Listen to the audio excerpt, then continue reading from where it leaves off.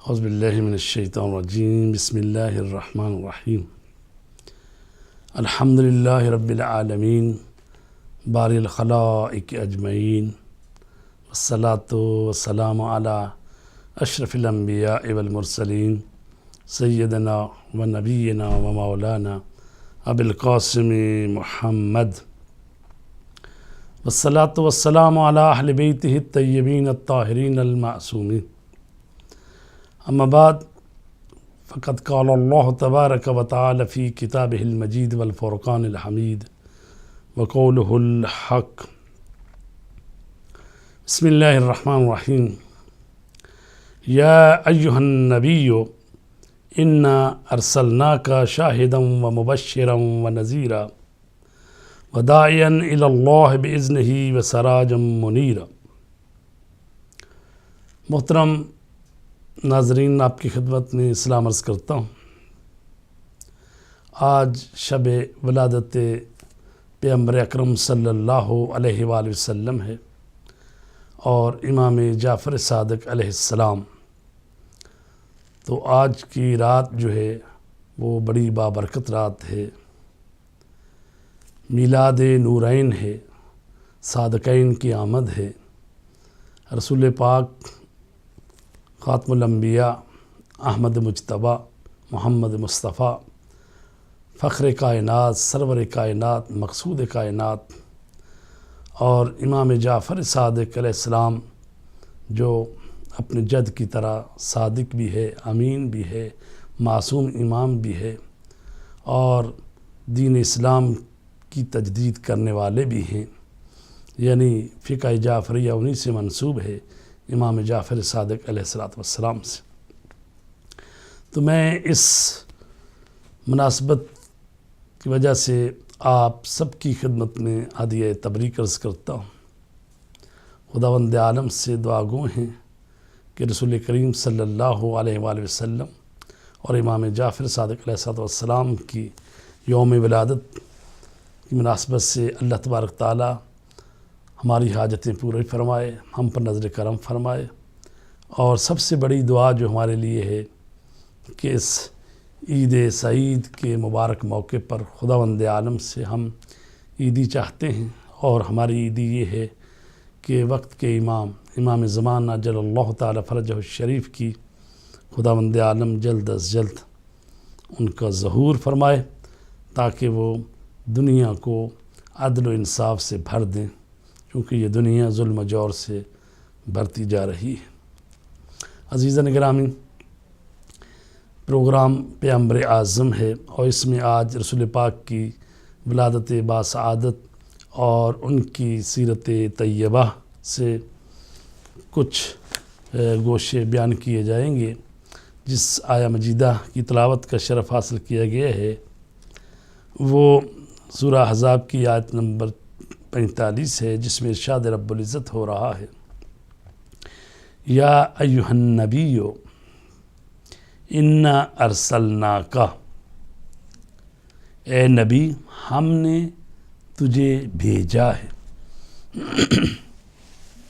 شاہدم شاہد بنا کر، گواہ بنا کر بھیجا ہے، ومبشرن اور بشارتیں دینے والا، بشیر بنا کر بھیجا ہے، ونذیرا اور آپ کو اللہ کی نافرمانی سے لوگوں کو ڈرانے والا بنا کر بھیجا ہے، وداعیا الی اللہ اور آپ اللہ کی طرف لوگوں کو دعوت دیتے ہیں، باذنہ اور جو آپ اللہ کی طرف لوگوں کو بلاتے ہیں، پیغام دیتے ہیں، تو اللہ ہی کے اذن سے آپ ایسا کرتے ہیں، وسراجا منیرا اور آپ ایک روشن چراغ ہیں، آپ انسانوں کی ہدایت کے لیے بھیجے گئے ہیں، آپ شاہد بھی ہیں، مبشر بھی ہیں، نذیر بھی ہیں،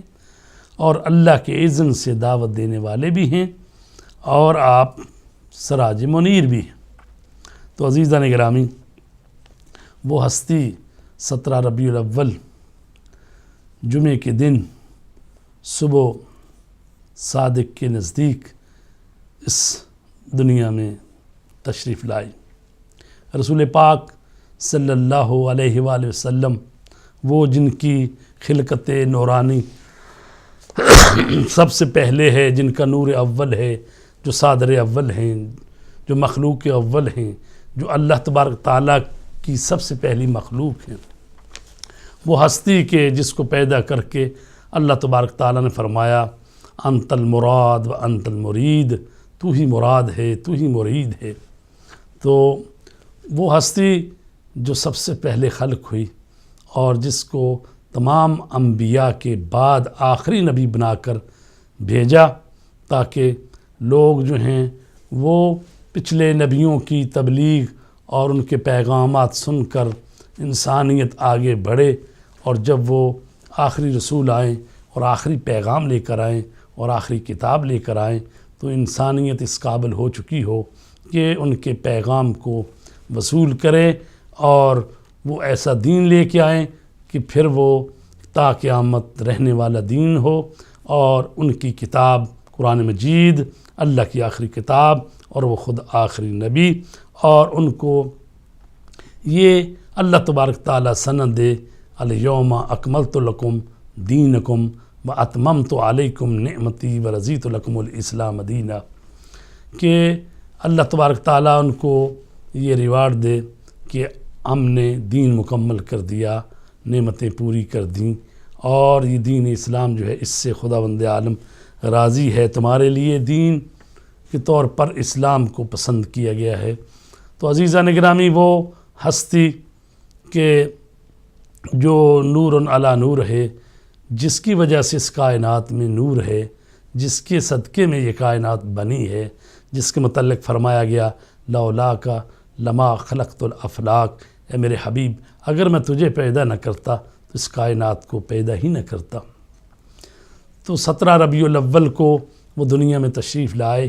حضرت آمنہ بنت وہب سلام اللہ علیہ فرماتی ہیں کہ جب وہ وقت قریب آیا تو میں نے دیکھا کہ جس کمرے میں، جس حجرے میں وہ تشریف فرما تھیں، کہ ایک مرتبہ ایسا محسوس ہوا کہ چھت جو ہے اس میں شغاف ہوا اور حوران جنت تشریف لائی، اور 4 حوریں آئیں، ایک میرے دائیں طرف، ایک میرے بائیں طرف، ایک میرے سرہانے کی طرف، ایک میرے پائیں کی طرف بیٹھ گئی، اور انہوں نے کہا کہ آپ کسی قسم کا فکر نہ کریں، ہم آ گئی ہیں اور ہم آپ کے ساتھ جو ہے پوری طرح مدد فرمائیں گی۔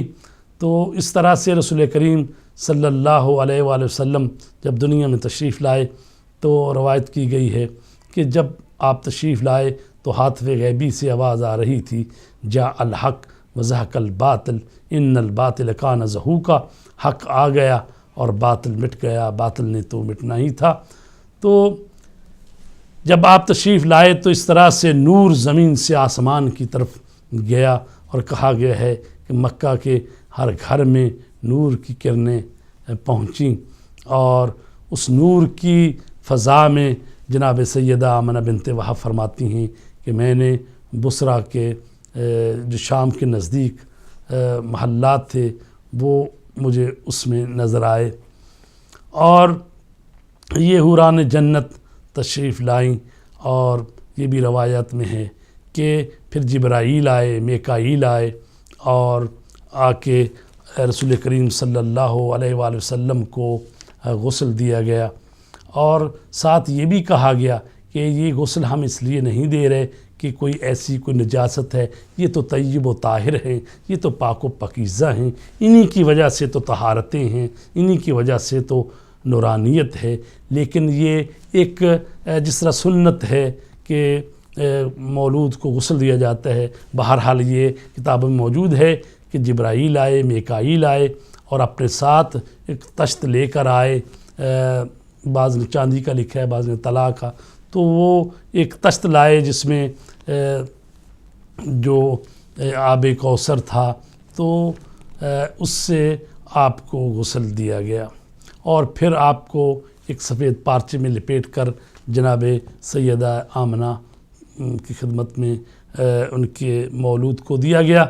جب اطلاع دی گئی حضرت عبد المطلب کو، وہ تشریف لائے اور آپ نے دیکھا اپنا پوتا اور خوشی سے ان کے چہرے پر چمک پیدا ہوئی اور انہوں نے اپنے اس پوتے کو محمد ابن عبداللہ کو اپنے ہاتھوں پر لیا اور خانہ کعبہ کی طرف لے گئے، اور خانہ کعبہ کے اندر جب قدم رکھا تو سنا گیا کہ بسم اللہ و باللہ، یعنی رسول پاک صلی اللہ علیہ وآلہ وسلم نے کہا بسم اللہ و باللہ، تو جب آپ نے گفتگو فرمائی تو اس وقت حضرت عبد المطلب متعجب ہوئے کہ ظاہر ہے کہ جو بچہ بھی چند دن کا ہو یا چند گھنٹے کا ہو تو وہ کس طرح سے بولتا ہے، تو آپ نے بسم اللہ و باللہ کہا، اور اس کے بعد جتنے بھی بت تھے وہ گر گئے خانہ کعبہ میں، اور آپ کی ولادت کے نزدیک جو آتش قدہ فارس تھا جو تقریباً 1000 سال سے جس میں آگ جلائی جا رہی تھی وہ بھی خاموش ہو گیا۔ اسی طرح دریائے ساوا جو تھا وہ خشک پڑا تھا، وہ اس میں پانی بہنے لگا۔ تو اس وقت کی جو حکومتیں تھیں سپر طاقتیں تھیں، ایک ایران تھا، ایک روم تھا، تو ایران کا جو بادشاہ تھا نوشیروان، اس کا جو محل تھا اس کے محل کے 14 کنکرے جو ہیں وہ گرے، اس کے محل میں ایک قسم کا زلزلہ طاری ہوا۔ تو یہ گویا یہ علامتیں تھیں کہ وہ ہستی آ گئی ہے کہ جو دنیا میں اللہ تبارک تعالیٰ کا پیغام پہنچائے گی، جو اللہ کی طرف لوگوں کو دعوت دے گی، جو ظلم اور جبر کا خاتمہ کرنے کے لیے آئی ہے، جو بادشاہتیں ختم کرنے کی آئی ہے، وہ اللہ کی زمین پر اللہ کی حکومت قائم کرنے کی آئی ہے۔ وہ ہستی کہ جس کے وجود اقدس سے اور اس کی بیٹی کے وجود سے ہی پھر ائمہ اطہار آئیں گے، اور ان میں آخری امام مہدی علیہ السلام ہوگا جو کہ اسی نور کا حصہ ہے اور رسول کریم کے ہی وجود کا تسلسل ہے اور انہی کے جانشین ہے، جو کہ خلافت الہیہ کو پوری طرح اس دنیا میں قائم کر دے گا، اور دنیا میں عدل و انصاف ہوگا، اللہ کی زمین پر اللہ کی حکومت، اللہ کا قانون پوری طرح نافذ ہو جائے گا۔ اور فرمایا گیا ہے هو الذی بعث فی الامیین رسولا منہم یتلو علیہم آیاتہ ویزکیہم ویعلمہم الکتاب والحکمہ وان کانوا من قبل لفی ضلال مبین۔ وہ اللہ وہ ہے کہ جس نے اپنے رسول کو بھیجا امیین میں، اور رسول پاک جو ہیں ان کے کیا فرائض ہیں کہ یتلو علیہم آیاتہ، وہ ان پر قرآن مجید کی تلاوت کرتے اور ان کو کتاب کی اور حکمت کی تعلیم دیتے ہیں، ان کا تزکیہ نفس کرتے ہیں۔ تو وہ ہستی جو کہ معلم انسانیت بن کر آئی، وہ ہستی جو کہ کائنات میں جسے معلم اول کہا جاتا ہے اور امیر المومنین علی علیہ السلام کو معلم ثانی کہا جاتا ہے۔ تو عزیزان گرامی، بات ہو رہی تھی کہ رسول پاک جب دنیا میں تشریف لائے تو اس وقت بہت ساری تبدیلیاں دیکھنے میں آئیں۔ رسول پاک سن عام الفیل 570 عیسوی میں دنیا میں تشریف لائے ہیں۔ یہ عام الفیل کہا جاتا ہے، فیل کا معنی ہاتھی، یعنی جس سال ابرہ نے اپنے لشکر کے ساتھ جو کہ ہاتھیوں پر مشتمل تھا، ہاتھی لے کر آیا تھا تاکہ خانہ کعبہ کو گرا دیا جائے، تو اللہ تبارک تعالیٰ نے خانہ کعبہ کی حفاظت فرمائی، اور آپ کے دادا جان حضرت عبد المطلب تھے جو رئیس مکہ تھے اور سید البطحاء تھے، تو انہوں نے دعا کی خانہ کعبہ کے غلاف کو پکڑ کے، پروردگار تو اس کی حفاظت فرما۔ تو اللہ تبارک تعالیٰ نے ان کی دعا کو قبول کیا، اور قرآن مجید میں سورہ فیل ہے، الم تر کیف فعل ربک باصحاب الفیل، کیا تو نے نہیں دیکھا کہ اللہ نے ہاتھیوں والوں کے ساتھ کیا سلوک کیا، اور ان کو کھائے ہوئے بوسے کی مانند کر دیا، اور ان پر ابابیل آتے تھے جن کے منہ میں اور ان کی چنگال میں چھوٹے چھوٹے سنگریزے تھے جو ہاتھیوں پر وہ پھینکتے تھے، اور وہاں پر ہاتھی جو ہیں وہ کھائے ہوئے بوسے کی مانند ہو گئے۔ تو اللہ تبارک تعالیٰ نے خانہ کعبہ کی حفاظت کی۔ اسی سال کہا گیا ہے کہ چند مہینے بعد رسول پاک کی ولادت باسعادت ہوئی ہے تو اس وقت عام الفیل بولا جاتا تھا، یعنی ہاتھی کے حملہ کرنے کا سال۔ تو یہ ہجرت تو بعد میں شروع ہوا ہے کہ جب رسول کریم نے ہجرت فرمائی ہے مکے سے مدینے، تو اس واقعے کی مناسبت سے حضرت علی علیہ السلام کے ہی مشورے سے یہ سن ہجرت جو ہے یہ قرار دیا گیا ہے مسلمانوں کا اسلامی کیلنڈر سن ہجری۔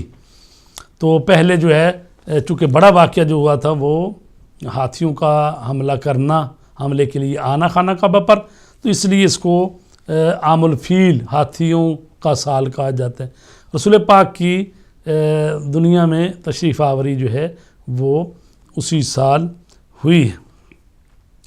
رسول پاک صلی اللہ علیہ وآلہ وسلم کے والد گرامی حضرت عبداللہ جو ہیں وہ آپ کی ولادت سے چند مہینے پہلے وفات پا گئے تھے، اور جب آپ دنیا میں تشریف لائے ہیں تو یعنی آپ یتیم تھے، یعنی اللہ تبارک تعالیٰ نے ان کو ایسی حالت میں بھیجا کہ ان کے والد گرامی دنیا سے جا چکے تھے۔ وہ ہستی جو یتیموں کے لیے رحمت بن کر آئی وہ خود دنیا میں آئے تو یتیم تھے، اور جب آپ کی عمر مبارک جو ہے 6 سال کی ہوئی تو آپ کی والدہ ماجدہ سیدہ آمنہ بنت وہب ان کا بھی انتقال ہو گیا، اور 8 سال کے ہوئے تو آپ کے دادا جان حضرت عبد المطلب ان کا بھی انتقال ہو گیا۔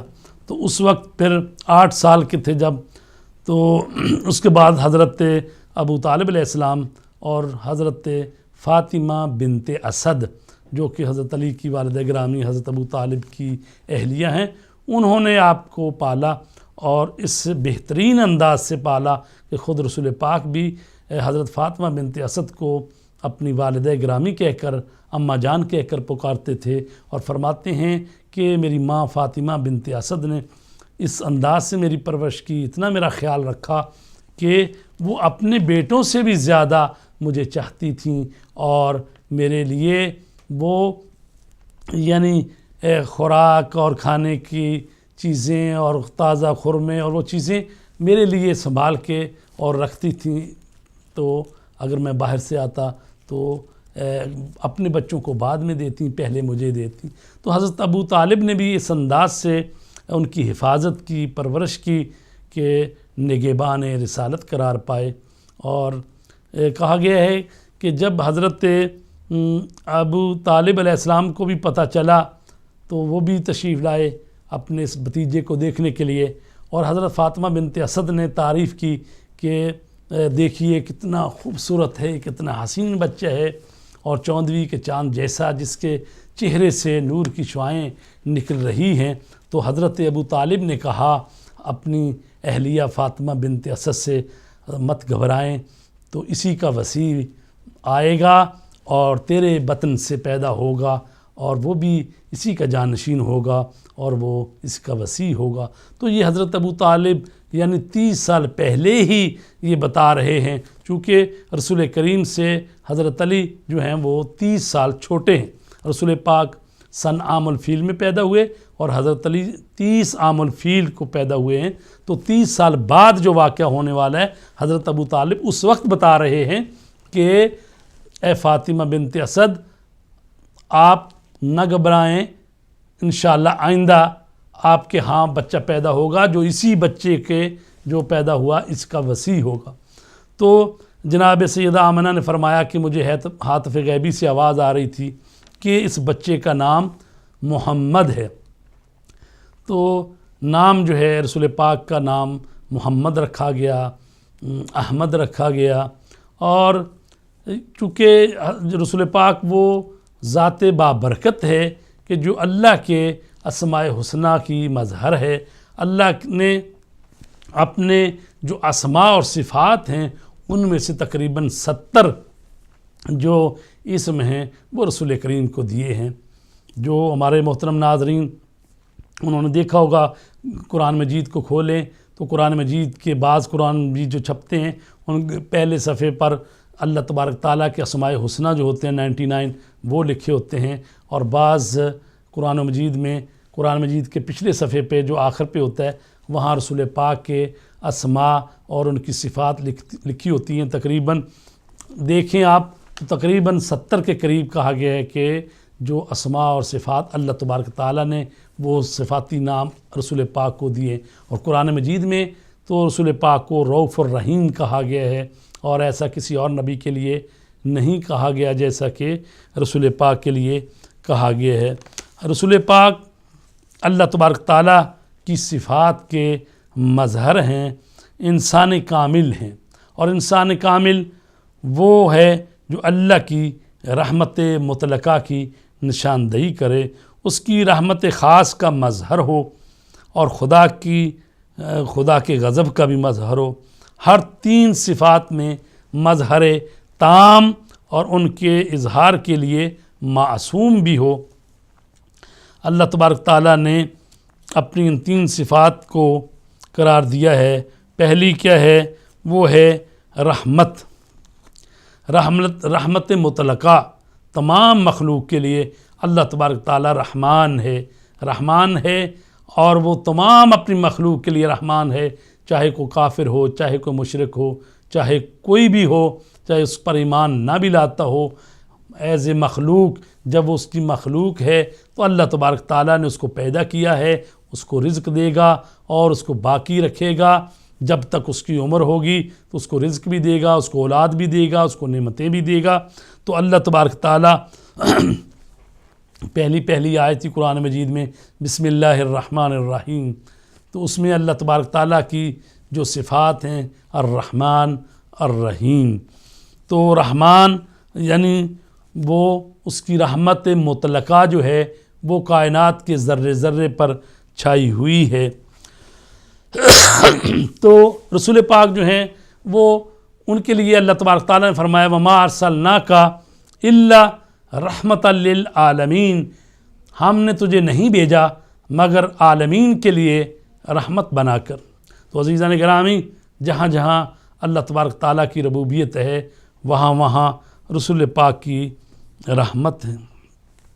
اللہ جو ہے وہ رحمان ہے تمام مخلوق کے لیے، اور رحمت اس خاصہ اس کی کس کے لیے ہے؟ وہ رحیم جو ہے مومنین کے لیے ہے، دنیا میں بھی اور آخرت میں بھی.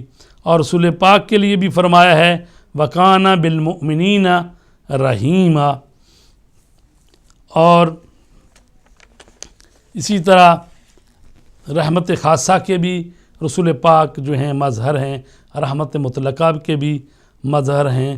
اور کافروں اور منافقوں کے لیے غضب کو قرار دیا ہے تو فرمایا ہے وَلَا تَطْغَوْا فِيهِ فَيَحِلَّ عَلَيْكُمْ غَضَبِي وَمَنْ يَحْلِلْ عَلَيْهِ غَضَبِي فَقَدْ حَوَا. کھاؤ اچھی غذاؤں کو جو ہم نے تم کو عطا کی ہیں، اور اس کے بارے میں زیادتی نہ کرو کہ نازل ہوگا تم پر میرا غضب. اسی طرح فرمایا کہ جس پر میرا غضب نازل ہوا وہ ہلاک ہوا. تو اللہ نے 3 صفات اور 3 معنی اپنے رسول کے لیے بھی فرمائے ہیں. اے رسول تو میری رحمت مطلقہ کے مظہر ہو، وما ارسلناک الا رحمۃ للعالمین. اور مومنین کی نسبت فرمایا یعنی رحمت خاص اللہ کی مومنین کے لیے ہے. تو رسول پاک بھی بالمؤمنین رؤوف الرحیم، اور وہ مومنین کے لیے رؤوف الرحیم ہیں. سورہ توبہ میں ارشاد فرمایا ہے وگرنہ رحمت مطلقہ حضور کی سب کے لیے ہے، پیغمبر کے رحمت بن کر آئے عالمین کے لیے، کافر منافق مومن سب کے لیے رحمت ہیں. اور غضب کے بارے میں فرمایا اللہ تبارک تعالیٰ بھی کافروں کے لیے مشرکوں کے لیے غضب کرتا ہے. تو فرمایا کہ یا ایھا النبی جاہد الکفار والمنافقین واغلظ علیہم. سورہ توبہ میں ہے، آیت نمبر 73 ہے. اے پیغمبر جہاد کیجئے کافروں اور منافقوں سے اور ان پر سختی کیجئے. تو نبی کریم جہاں رحمت مطلقہ کے مظہر ہیں وہاں رحمت خاص کے بھی مظہر ہیں، اور خدا کے غضب کے بھی مظہر ہیں، اور ان کو حکم دیا جائے قرآن مجید میں کفار اور منافقین پر آپ سختی کریں۔ خداوند عالم نے جہاں فرمایا کہ مومنین کے لیے آپ رؤوف رحیم ہیں، دوسری جگہ فرمایا لو کنت فظا غلیظ القلب لانفضوا من حولک، کہ اگر آپ سخت دل ہوتے تو یہ جو لوگ آپ کے ارد گرد اکٹھے ہوئے ہیں، آپ پر ایمان لائے ہیں اور آپ کی باتیں سنتے ہیں، اگر آپ سخت دل ہوتے، سخت گیر ہوتے تو یہ آپ کے گرد سے چھٹ جاتے، یہ پیچھے ہو جاتے۔ تو وہاں کافروں اور منافقین کے لیے فرمایا ان کے لیے سخت دل ہو جائیں، وجاہدہم بہ جہادا کبیرا۔ تو عزیزان گرامی، وہ ہستی کا یوم میلاد ہے جو کہ کائنات کے لیے رحمت بن کر آئی ہے، اور جو انذار کرنے والی ہستی ہے۔ فرمایا گیا نزل بہ الروح الامین علی قلبک لتکون من المنذرین۔ روح الامین جبرائیل جو ہیں وہ آپ پہ قلب مبارک پر نازل ہوتے ہیں تاکہ آپ منذرین میں سے ہوں، یعنی آپ انذار کریں، اللہ کی نافرمانی سے لوگوں کو ڈرائیں، اللہ پر ایمان لانے کے لیے لوگوں کو کہیں اور لوگوں کو بشارت دیں۔ یہ وہ ہستی ہے کہ جس کے لیے اللہ تبارک تعالیٰ نے میثاق لیا ہے تمام نبیوں سے کہ جب میرے رسول آئیں تو ان پر ایمان بھی لانا ہے، ان کی مدد بھی کرنی ہے، اور فرمایا اللہ تبارک تعالیٰ نے کہ یہ جو میں تم سے میثاق لے رہا ہوں تم نے اس پر پورا اترنا ہے، اور اگر اس میثاق پر پورا نہ اترے تو پھر فرمایا گیا ہے کہ تم بھی گواہ رہو، میں بھی گواہ رہتا ہوں کہ پھر جو اس پر پورا نہ اترے گا وہ فاولئک هم الفاسقون، تو وہ فاسقین میں سے ہو جائے گا۔ تو آپ اندازہ کیجئے کہ وہ ذات بابرکت کہ جس کے لیے انبیاء سے بھی میثاق لیا گیا۔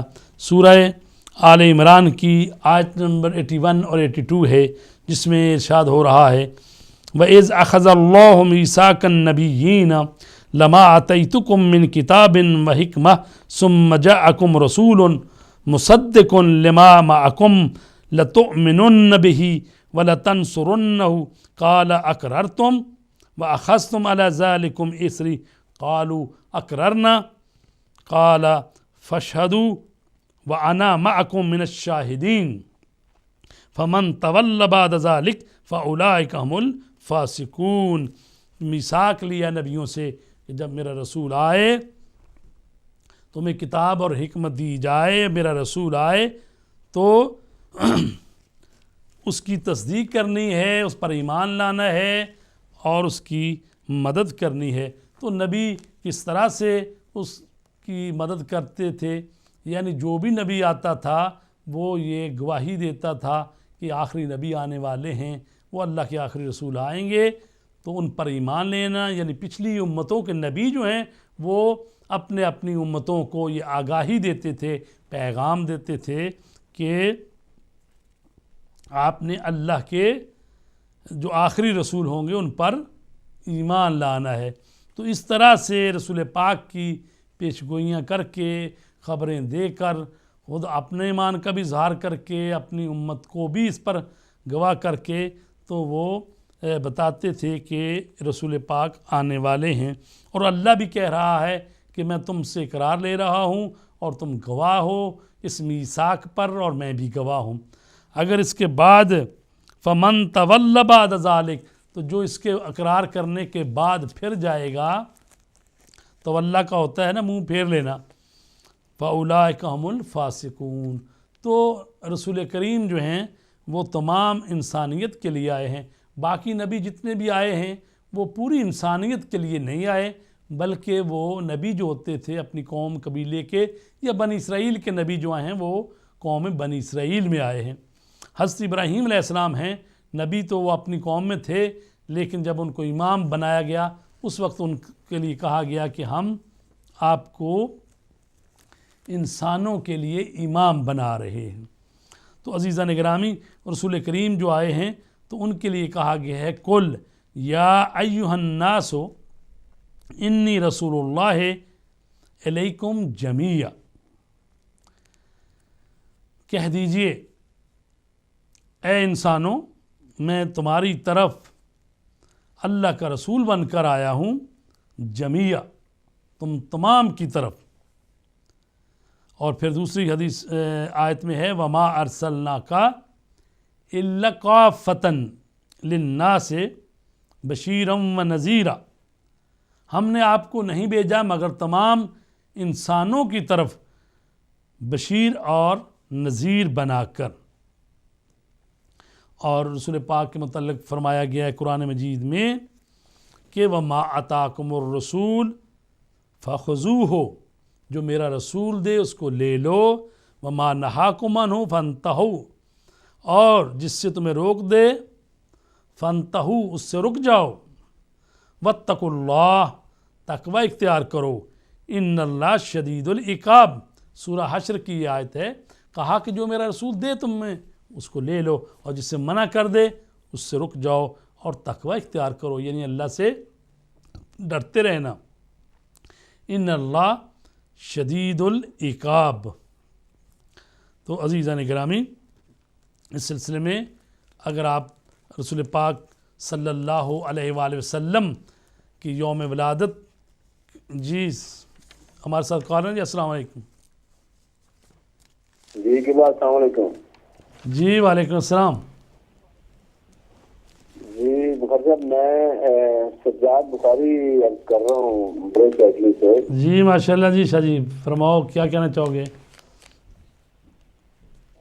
جی میں گزارش یہ کرنا چاہ رہا تھا، ماشاءاللہ آپ کا پروگرام جو ہے وہ بڑے ہم خوشی و خوشی سن رہے ہیں پیغمبر اعظم صلی اللہ علیہ وآلہ وسلم کے، جیسا کہ حجاج جو ہے ہفتہ وحدت بھی بنا رہا ہے، اور اس میں ماشاءاللہ تمام علماء اکرام کے جو مختلف موضوع کے پروگرام ہیں ماشاءاللہ بہت ہی زیادہ جو ہے مومنین اس سے مستفید ہو رہے ہیں۔ تو میں آپ سے جو گزارش کرنا چاہ رہا تھا وہ قبلہ یہ تھا کہ 17 ربیع الاول، روزے 17 ربیع الاول کے متعلق جو مخصوص اعمال ہیں ان کے متعلق بھی اگر آپ فرما دیں تو یقیناً حاجات کی آواز جو ہے وہ دنیا کے بہت سے ملکوں میں یہ چک جا رہی ہے۔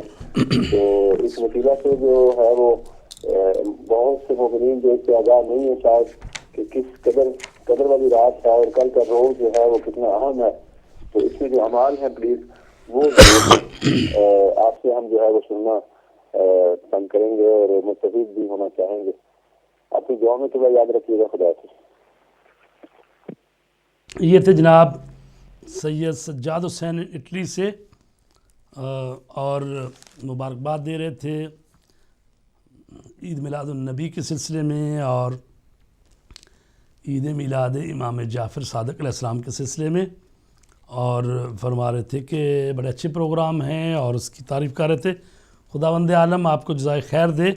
اور آپ نے پوچھا ہے کہ اعمال کے بارے میں، تو میں مفاتیح الجنان، آپ کو معلوم ہے کہ یہ ہماری دعاؤں کی کتاب ہے، اس میں پورے سال کے اعمال اور دعائیں لکھی ہوتی ہیں، اور اس کا نام مفاتیح الجنان ہے، یعنی جنتوں کی چابیاں۔ ہمارے ساتھ کال رہے ہیں، السلام علیکم جی۔ جی وعلیکم السلام ورحمۃ اللہ وبرکاتہ۔ جی وعلیکم السلام ورحمۃ اللہ۔ کون میرے بھائی بول رہے ہیں، کہاں سے؟ غلام رسول عرض کر رہا ہوں نوٹنگہم سے۔ جی ہیلو جی فرمائیے، کیا کہنا چاہیں گے؟ آپ کو آپ کے پروگرام کے بہتر ہونے میں، نشست ہونے میں، اتحاد ہونے میں، اتفاق ہونے میں، اور آقا علیہ الصلوۃ والسلام کی میلاد منانے کی جو آپ باتیں کر رہے ہیں اس کی مبارکباد دے رہا ہوں، اور عرض بھی یہی ہے کہ آپ علماء کرام پر زیادہ یہ فرض عائد ہوتا ہے کہ ہر ایک کی رسی کھینچیں اور سب کو ایک جگہ اکٹھا کریں۔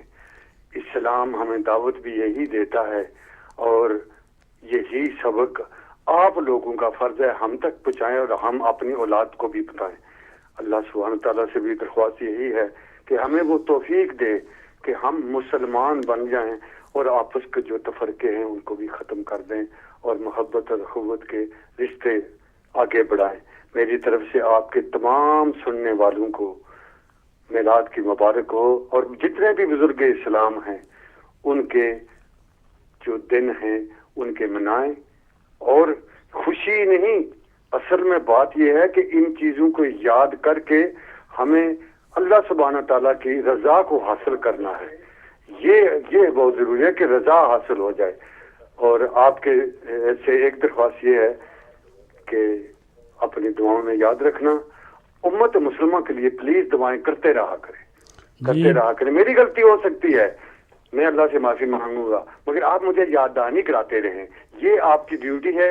میرے خیال میں انداز بیان کچھ شوق نہیں، لیکن شاید کہ اتر جائے کسی کے دل میں میری بات. فی امان اللہ. اللہ حافظ.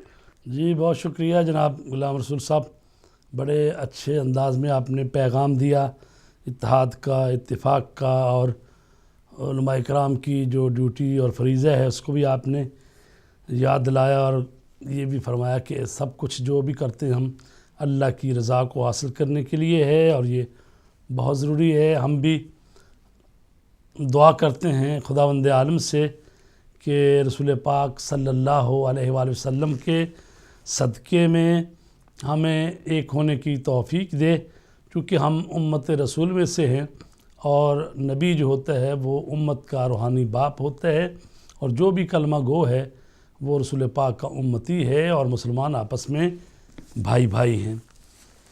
تو عزیزان گرامی، جو سوال کیا سید سجاد حسین صاحب نے اٹلی سے کہ 17 ربیع الاول کا دن جو ہے اس کے جو اعمال ہیں وہ بتا دیں، تاکہ کل کا دن جو ہے 17 ربیع الاول کا ہے.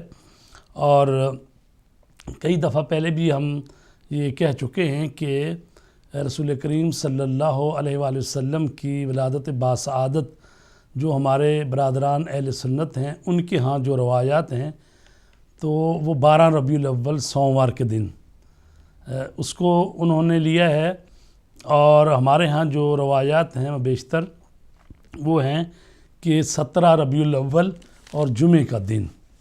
جی ہمارے ساتھ کالر ہیں. جی السلام علیکم. السلام علیکم شاہ صاحب. جی وعلیکم السلام. پہلے تو میرے سب مومنین بہن بھائی جتنے بھی پوری دنیا میں میری آواز سن رہے ہیں سب کو 17 ربیع الاول کی مبارکباد پیش کرتا ہوں. جی آپ کو مبارک. ماشاءاللہ بہت بہترین پروگرام ہے، کافی عرصے سے میں دیکھ رہا ہوں. تو پوچھنا یہ تھا آپ سے کہ وہ میری مسز نے دیکھا تھا، میرے خیال میں آپ کا پروگرام تھا، آپ نے وہ ایک آیت بتایا تھا سورہ آل عمران سے. وہ میرے کزن ہیں، ان کے یہاں پرابلم ہے اولاد، وہ ڈاکٹر کے پاس گئے تو انہوں نے کہا ٹھیک ہے دونوں. تو پھر میرے خیال میں آپ نے بتایا تھا آیت نمبر 38 ایسا کچھ بتایا تھا. جی جی بالکل 38 ہے. نماز کے بعد پڑھنی چاہیے. یہ اگر آپ نے کہا تھا تو برائے مہربانی اگر آپ پلیز دوبارہ بتا دیں. جی میں بتا دیتا ہوں، یہ سورہ آل عمران ہے، تیسرا سورہ ہے، اس کی آیت نمبر 38 ہے. آیت نمبر 38. ہاں جی، اس کو دعائے قنوت میں پڑھیں، یا یہ ہے کہ نماز پڑھ کے سجدے میں سر رکھ کے 11 مرتبہ درود شریف کے ساتھ اس آیہ کریمہ کو پڑھیں اور دعا کریں خداوند عالم ان کو اولاد جیسی نعمت سے نوازیں. مولا آپ کو خوش رکھے سب مومنین کے ساتھ. بہت ماشاءاللہ، بس آپ جیسو کا سایہ ہمارے سر پہ ہو تو انشاءاللہ ہمیں بہت معلومات مل رہی ہیں، اور بہت آپ کے علاوہ جتنی. اور اگر ایک آپ سے عرض کروں اگر ہو سکے تو آپ کے چینل میں اگر کبھی کبھار مولانا علی رضا سید علی رضا نقوی ہے میرے خیال میں، علی رضا نقوی، اگر ان کا پروگرام بھی کبھی کبھار نہیں، وہ جو مجلس علماء شیعہ یورپ کے صدر ہیں جی جی جی جی ان کا نام سید علی رضا رضوی ہے. رضوی جی، اگر ہو سکے آغا صاحب تو ان کا بھی کوئی پروگرام ہو تو. ان کا پروگرام آتا ہے نا، وہ منگل کے دن آتا ہے، ان کا پروگرام کل آئے گا 7 بجے. اچھا. ہاں جی جی شکریہ جناب. جی اگلے کالر ہمارے ساتھ. السلام علیکم. جی السلام علیکم. السلام علیکم جی کون میرے بھائی بول رہے ہیں؟ یہ سر ایک کوشچن تھا جی. آپ کا نام کیا ہے؟ سر میں احمد جاوید بیلکی سے بول رہا ہوں. سوال تھوڑا سا یہ ہے جی کہ میرا اہل سنت سے تعلق ہے اور میں آپ کے چینل میں بڑے شوق سے دیکھتا ہوں. سوال یہ ہے کہ اہل سنت کے اکثر علماء نے بیویوں کو اہل بیت میں شامل کیا ہے. کیا کچھ ایسے بھی اہل سنت کے علماء ہیں جنہوں نے کہا ہے کہ نہیں، یہ جو 4 تن ہیں، یہ اہل بیت ہیں، بیوی اہل بیت میں شامل نہیں ہیں؟ ذرا مہربانی کر کے جواب جی بتاتے ہیں. جی تو ہم 17 ربیع الاول کے دن کی مناسبت جو ہیں اعمال، پہلا تو یہ ہے کہ اس دن کو غسل کرنا چاہیے، اور یعنی 17 ربیع الاول کے دن کے روزہ رکھنے کی بڑی فضیلت ہے. روایت ہوئی ہے کہ خدا تعالیٰ اس دن کا روزہ رکھنے والے کو 1 سال کے روزے رکھنے کا ثواب عطا فرمائے گا. آج کا دن سال کے ان 4 دنوں میں سے ہے جن میں روزہ رکھنا خاص فضیلت اور خصوصیت کا حامل ہے. 17 ربیع الاول کے دن دور اور نزدیک سے رسول پاک کی زیارت پڑھنی چاہیے. رسول پاک پر درود و سلام بھیجنا چاہیے، زیارت پڑھنی چاہیے. اگر وہاں موجود ہیں مدینہ میں تو خوش قسمتی ہے آپ کی. رسول پاک کے روضہ مبارک پر جائیں، وہاں ان کی قبر اقدس کے سامنے کھڑے ہو کر وہ پڑھیں. اور اگر گھر میں ہیں، دور ہیں کہیں کسی دوسرے شہر میں، تو دور سے بھی زیارت پڑھی جا سکتی ہے. جی السلام علیکم. جی وعلیکم السلام ورحمۃ اللہ وبرکاتہ. جناب مولانا صاحب میں مشکور نمبر سے بول رہا ہوں. جی ماشاءاللہ. جی السلام. جناب کا پروگرام میں سن رہا ہوں اور آپ کو مبارک دینے کے لیے میں نے ٹیلی فون کیا ہے کہ اللہ تعالیٰ آپ کو اور سب مومنوں کو رسول پاک صلی اللہ علیہ وسلم کے ولادت کی مبارکباد پیش ہو، اور امام صادق علیہ السلام کی بھی مبارکباد پیش کرتا ہوں. اور آپ کے پروگرام میں ایسا معلوم ہوتا ہے جیسے آپ ایک شہزادے بیٹھے ہوئے ہیں اور لوگوں کو عقل کی باتیں بتاتے ہیں اور راہ راست پر لے کے آنے کی کوشش کر رہے ہیں. اللہ تعالیٰ کے نبی نے بھی یہی کام کیے، سب دنیا کو بتایا کہ تم لوگ اللہ تعالیٰ اور اہل بیت کی رسی میں آ جاؤ اور اچھے کام کرنے کی کوشش کرو تاکہ اللہ تعالیٰ آپ لوگوں پر خوش ہو جائے. تو آپ کے پروگرام دیکھنے سے ایسا معلوم ہوتا ہے کہ جیسے ایک فرشتہ بیٹھا ہوا ہے اور لوگوں کو عقل کی باتیں بتاتا ہے اور اللہ تعالیٰ اور رسول پاک صلی اللہ علیہ وسلم کی رسی کی طرف لے کے آتا ہے. اسی کے ساتھ میں جلدی دیتا ہوں اور سب مومنوں کو ادب کے ساتھ سلام عرض کرتا ہوں اور سب کو مبارکباد پیش کرتا ہوں. اللہ حافظ جناب. جی بہت شکریہ جناب محمد یعقوب صاحب. خداوند عالم آپ کو مزید عزت دے، صحت دے، سلامتی دے. جی السلام علیکم. جی وعلیکم السلام. حضرت مولانا بخاری صاحب کی جی ماشاءاللہ جناب. مقصود سید صاحب جی فرمائیے. ابھی آپ فرما رہے تھے 12 ربیع الاول اور 17 ربیع الاول اور اہل سنت والجماعت، اور ہمارے یہ ٹھیک ہے، اس میں تھوڑا بہت اختلاف ہے تاریخ میں. البتہ اسی طرح بعض احادیث میں مختلف بیان کیا جاتا. ابھی ایک قادر نے سوال کیا تھا کہ اہل بیت میں کون شامل ہے. جو بات حضور نے 2-4 دفعہ فرمائی ہو یا کبھی زندگی میں، اس بات پہ اختلاف ہوتا ہے. میرا سوال برائے جواب یا اپنے اطمینان قلب کے لیے ہے کہ کسی اور معنی میں نہ لیا جائے کہ کم از کم 17 رکعت روزانہ نماز حضور پڑھاتے تھے، اور 30 دنوں میں 510 رکعتیں بنتے ہیں، 500 بار رکعتیں. یہ سارا سلسلہ بہت عرصے تک جاری رہا. کسی جماعت میں 10 صحابی ہوتے، کسی میں 20، 50، 40 یا جو بھی تعداد ہوتی. یہ کیوں ہوا کہ اتنی بڑی تعداد اتنے تواتر سے روزانہ نماز کی 17 رکعتیں پڑھنے کے باوجود اختلاف رہا؟ کبھی سینے پہ ہاتھ باندھتے ہیں، کبھی ناف سے باندھتے ہیں، ناف سے نیچے باندھتے ہیں، ہاتھ کھلے رکھتے ہیں. کیا صحابہ نے بغور پیغمبر کو نماز پڑھتے دیکھا نہیں، یا اس پر عمل نہیں کیا، یا کہیں کوئی ایسی کوئی تاریخی حکم ہے جو رہ گیا ہے، جو ہم تک حضور کے اعمال ہم تک پہنچنے میں ایسا کچھ پیچیدگی رہ گئی ہے؟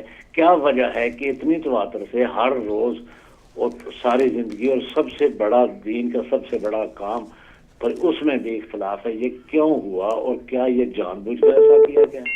بہت جی بہت شکریہ جناب.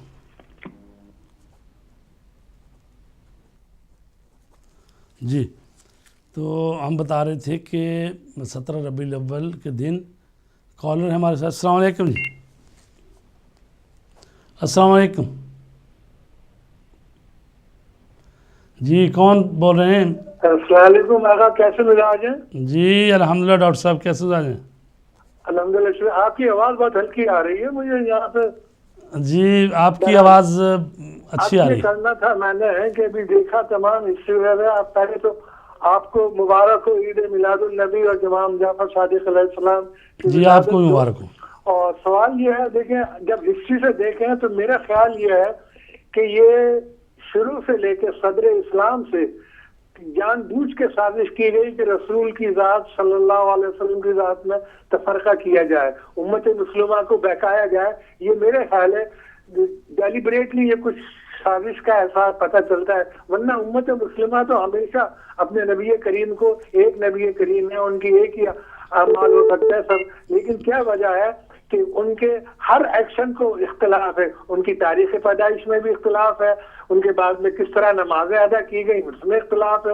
میری یہ سمجھ میں نہیں آتا کہ جب اتنا محبت ہے رسول کریم صلی اللہ علیہ وسلم سے تو کیا وجہ ہے کہ ان کی ہر بات میں اختلاف پیدا ہو گیا امت مسلمہ.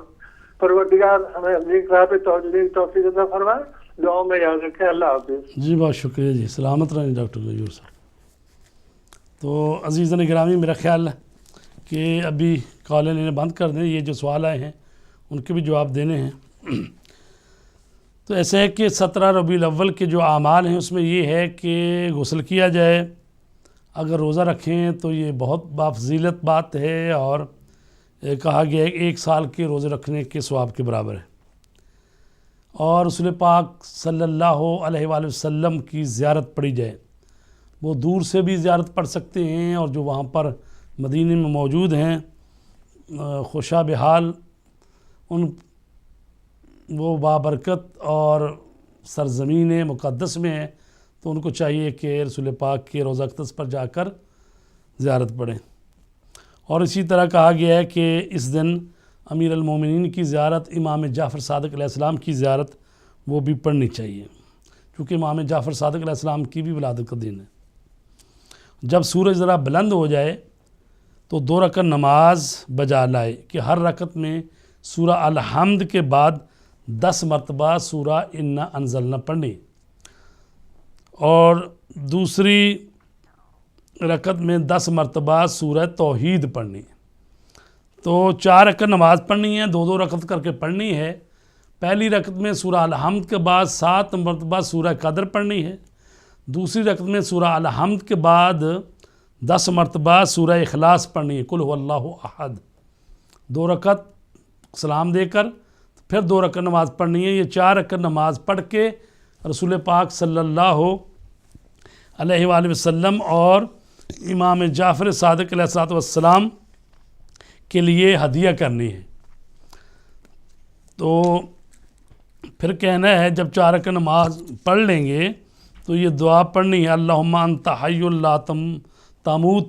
یہ ایک لمبی دعا ہے، یہ پہلا جملہ بتایا گیا ہے.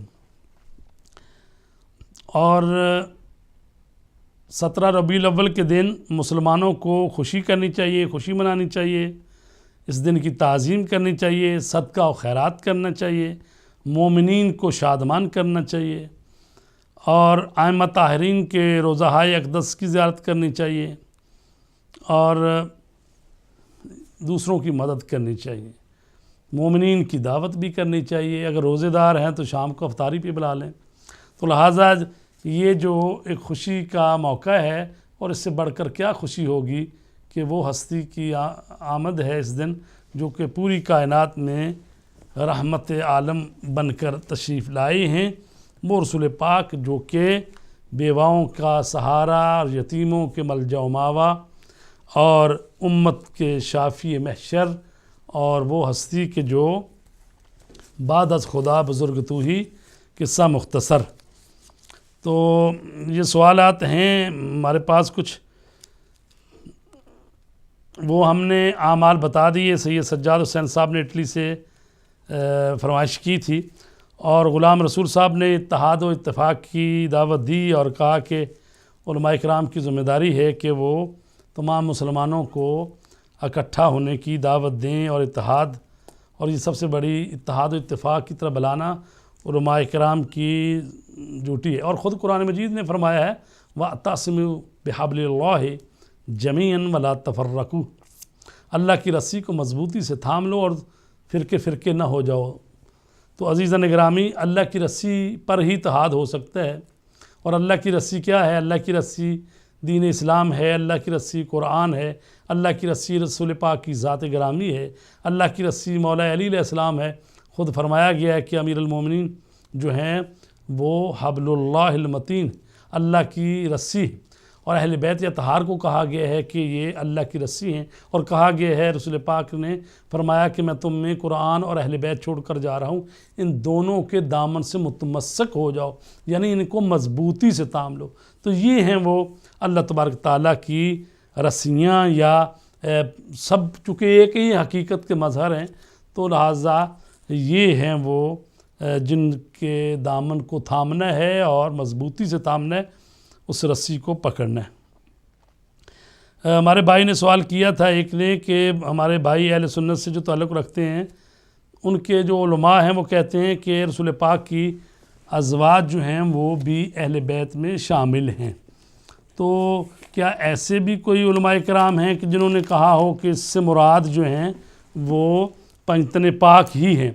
तो ये मेरे हाथ में मदारुजुन नबूवत है किताब, तो इसमें भी उन्होंने कहा है कि जो अहले बैत हैं वो रसूल पाक ने जो फरमाया है चादर के नीचे जमा करके कहा अल्लाहुम्मा हाउलाए अहल बैती, तो वो फरमाते हैं कि उसमें रसूल पाक के साथ हज़रत अली थे, हज़रत फातिमा ज़हरा और इमाम हसन और इमाम हुसैन थे।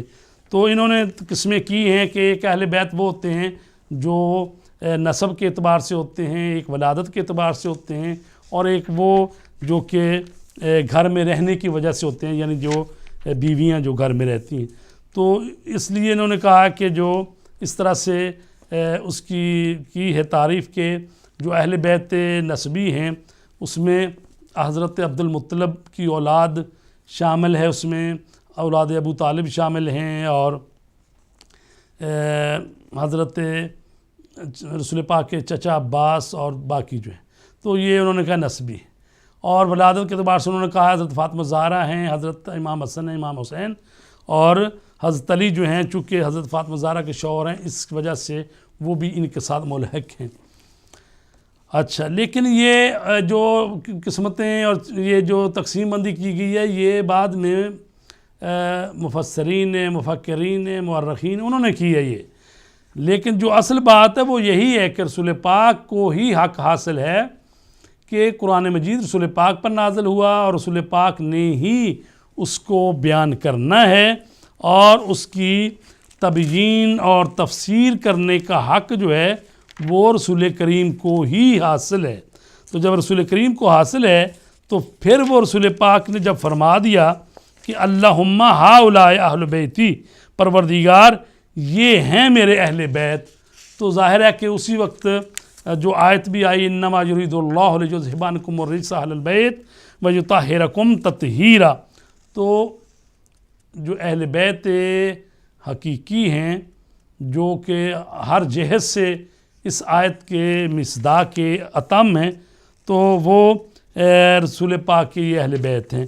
तो वैसे ज़ाहिर है कि जो घर में जो हों उनको भी अहले बैत कहा जा सकता है, लेकिन बहरहाल जो जिन पर सदका हराम है, इसी किताब में ये मदारुजुन नबूवत शेख अब्दुल हक मुहद्दिस देलवी, इसी में इन्होंने लिखा हुआ है कि अहले बैत वो हैं जिन पर सदका हराम है। तो ज़ाहिर है कि रसूल पाक की जो बीवियाँ हैं उन पर सदका हराम नहीं था, लिहाजा मौजूद है ये बातें कि जो सदका आता था वो अहले बैत पर हराम होता था और रसूल पाक की बीवियों पर हलाल होता था। तो लिहाजा जो अहले बैत हैं वो अगर बिलफ़र्ज़ अगर वो शामिल कर भी लें तो ये पंजतन पाक जो हैं ये तो यकीनी तौर पर शामिल हैं, तो लिहाजा इनको तो अहले बैत से बाहर किया ही नहीं जा सकता। हज़रत उम्मे सलमा जब फरमा रही हैं कि जब रसूल पाक ने चादर ले ली अपने साथ हज़रत अली और हज़रत फातिमा और हसन और हुसैन को लेकर, तो मैं आगे बढ़ी और मैंने कहा या रसूलल्लाह क्या मैं भी इसमें आ सकती हूँ? तो आपने फरमाया अंत अलल खैर, तू नेकी पर है, लेकिन आपने इजाज़त नहीं दी कि अंदर आ जाए, یعنی رسول پاک کی اہلیہ حضرت ام سلمہ ام المومنین، ان سے کہا گیا کہ آپ خیر پر ہیں لیکن اس میں نہیں آ سکتی، تو اہل بیت اور ہیں، اسی لیے تو درود جب پڑھتے ہیں تو کہتے ہیں کہ اللہ آلہ و ازواجہ و اصحابہ، ظاہر علیحدہ علیحدہ اس لیے کرتے ہیں، اگر آل میں ہی سارے شامل ہو جائیں اہل بیت میں تو علیحدہ علیحدہ کرنے کی ضرورت ہی نہیں رہتی۔ تو ہمارے بھائی یعقوب صاحب جو ہیں بزرگ، انہوں نے اپنے خیالات کا اظہار کیا اور تعریف کی پروگرام کی، ہم ان کے حسن ظن کی تعریف کرتے ہیں۔ اور جناب مقصود سید صاحب نے وہ سوال اٹھایا کہ آخر کیا وجہ ہے کہ رسول پاک جو 10 سال تک مدینے میں نمازیں پڑھاتے رہے باجماعت، تو لوگ نمازیں پڑھتے رہے، تو آخر پتہ تو ہونا چاہیے کہ کس طرح نماز ہاتھ کھول کے پڑھتے تھے یا باندھ کے پڑھتے تھے۔ تو ہم نے پہلے بھی بتایا کہ رسول پاک ہاتھ کھول کے نماز پڑھتے تھے، اسی لیے جو حضرت مالک جو ہیں ہمارے بھائیوں کے 4 اماموں میں سے دوسرے ہیں، حضرت ابو حنیفہ کے بعد امام مالک، وہ بھی ہاتھ کھول کے نماز پڑھتے تھے چونکہ وہ مدینے میں رہتے تھے، اور ان کے پیروکار جو ہیں وہ بھی ہاتھ کھول کے نماز پڑھتے ہیں۔ اور ہماری فقہ جعفریہ کی یقانیت کی یہ بھی دلیل ہے کہ ہمارے بھائیوں کے ہاں بھی ایک امام جو ہیں وہ ہاتھ کھول کے نماز پڑھتے ہیں، لہٰذا نماز پڑھنی چاہیے، اصل معاملہ نماز پڑھیں۔ تو اگر کوئی ہاتھ باندھتا ہے یا کھولتا ہے، ہم سب مسلمان بھائی بھائی ہیں، ہمیں حق کو پہچاننا چاہیے، ایسے ہی نماز پڑھنی چاہیے جیسے رسول پاک پڑھتے تھے، ائمہ اطہار پڑھتے تھے۔ تو اسی طرح ڈاکٹر غیور صاحب نے بھی اپنے خیالات کا اظہار کیا کہ یعنی کیا وجہ ہوئی کہ ہم دیکھتے ہیں کہ رسول پاک کے بعد بہت ساری چیزوں میں اختلاف ہو گیا ہے، لیکن میں عرض کروں کہ اتنا بھی اختلاف نہیں ہے، بہت سارا آپ کہیں کہ ہر مسئلے میں اختلاف نہیں ہے۔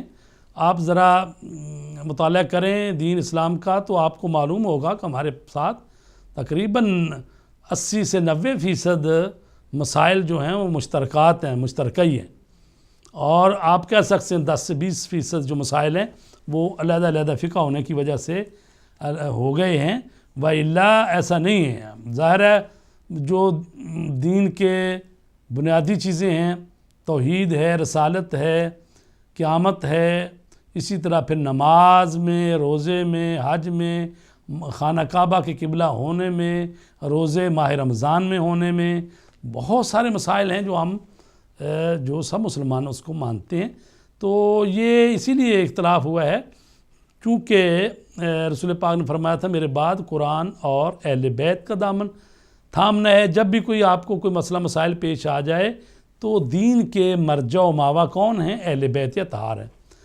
تو چونکہ اس طرح سے اہل بیت یا اطہار کے دامن کو نہیں تھاما گیا، تو اس لیے پھر جب ان کو نہیں لیا گیا تو اپنی اپنی جگہ پہ لوگ جو ہیں پھر وہ امام بھی بنے اور انہوں نے اپنی فقہ بھی مرتب کی اور ان مسائل بھی۔ تو بہرحال ان سب باتوں کے باوجود چونکہ ہمارا اللہ ایک ہے، رسول ایک ہے، کعبہ ایک ہے، قبلہ ایک ہے، دین ایک ہے، تو ہم سب مسلمان بھائی بھائی ہیں، اور ہمیں اس ہفتہ وحدت میں جو کہ 12 ربیع الاول سے شروع ہوا اور 17 ربیع الاول تک، اور ہم نے بھی کوشش کی اور آپ سب کوشش کریں کہ مسلمانوں کو ایک دوسرے کے نزدیک لائیں۔ ظاہر علمی اختلاف اور فقہی اختلاف تو موجود ہے، ہم اتحاد کی بات کر رہے ہیں، ادغام کی بات نہیں کریں۔ اتحاد ہوتا ہے جو آپ کے مشترکات ہیں ان پر آ کے بات کریں اور مشترکہ دشمن کے سامنے آپ اکٹھے ہو جائیں۔ رہ گئے جو آپ کے اختلافات ہیں، ظاہر ہے کہ جو شیعہ مسلمان ہیں وہ سنی مسلمان نہیں ہیں، اور جو سنی مسلمان ہمارا بھائی ہے وہ شیعہ مسلمان نہیں ہے۔ یہ ایک حقیقت ہے، اس کو سب کو قبول کر لینا چاہیے کہ بھئی شیعہ مسلمان وہ ہوتے ہیں جو کہ رسول پاک کے بعد 12 ائمہ کے قائل ہیں۔ حضرت علی علیہ السلام کو پہلا امام سمجھتے ہیں، امام مہدی علیہ السلام کو آخری امام سمجھتے ہیں، اور ہمارے بھائی جو ہیں اہل سنت برادران، انہوں نے دین جو لیا ہے انہوں نے صحابہ کرام کے توسط سے لیا ہے، سب روایتیں اور حدیثیں اور فقہ سب انہوں نے صحابہ کرام سے لی ہیں، اور ہم شیعہ لوگ جو ہیں ہم نے اہل بیت سے لی ہیں، کیونکہ ہم سمجھتے ہیں کہ دین کے وارث رسول کے بعد اہل بیت اطہار ہیں۔ رسول پاک نے فرمایا تھا میں علم کا شہر ہوں، علی اس کا دروازہ ہے، تو لہٰذا ہم دین لیں، علم لیں، فقہ لیں، تاریخ لیں، جو بھی اہل بیت اطہار اور انہی کے دسترخوان سے جو استفادہ کرتے ہیں علمی، ان کے ساتھ وابستہ ہیں، اس لیے ہم اپنے آپ کو مکتب اہل بیت بھی کہلاتے ہیں، مکتب امامیہ بھی کہلاتے ہیں۔ تو یہ دین کی جو تعبیر یا دین کی جو فہم ہے ہم نے اہل بیت اطہار سے رسول پاک کے بعد لی ہے، اور ہمارے برادران اہل سنت نے رسول پاک کے بعد اصحابہ کرام سے لی ہے۔ تو لہٰذا دونوں دین کے اور اسلام کے دو بازو ہیں، اور ان میں اتحاد و اتفاق رہنا چاہیے، اس لیے کہ ایک رسول کی امت ہیں، اور رسول پاک کی ہی وجہ سے ہم مسلمان ہیں، اور اسی پر ہمیں فخر ہونا چاہیے۔ اور عزیزان گرامی، اسی کے ساتھ ہمارے پروگرام کا وقت ختم ہوا چاہتا ہے۔ انشاءاللہ آئندہ سوموار پھر آپ کی خدمت میں حاضر ہوں گے، اس وقت تک خدا حافظ۔